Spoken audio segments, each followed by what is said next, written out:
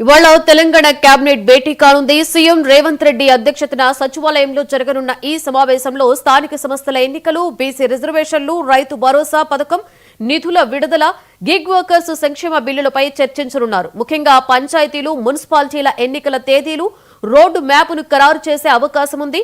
రైతు భరోసా పథకానికి సంబంధించి కొత్త మార్గదర్శకాలు, గిగ్ వర్కర్స్ కు సంక్షేమం అందించే చట్టం, ఇతర లీగల్ అంశాలపై సైతం కూడా చర్చ జరగనుంది. ఈ సమావేశం రాష్ట్ర పరిపాలనలో కీలక మలుపు తీసుకొస్తుందని నిపుణులైతే అంచనా వేస్తున్నారు.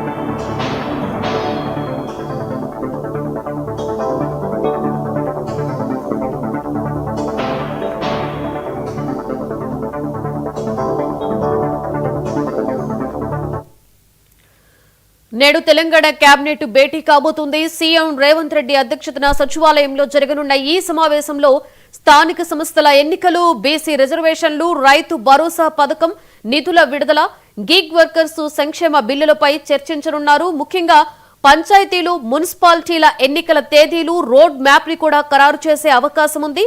ఇక రైతు భరోసా పథకానికి సంబంధించి కొత్త మార్గదర్శకాలు, గిగ్ వర్కర్స్ కు సంక్షేమం అందించే చట్టం, ఇతర లీగల్ అంశాలపై సైతం చర్చ జరగనుంది. ఈ సమావేశం రాష్ట్ర పరిపాలనలో కీలక మలుపు తీసుకొస్తుందని నిపుణులు అంచనా వేస్తున్నారు.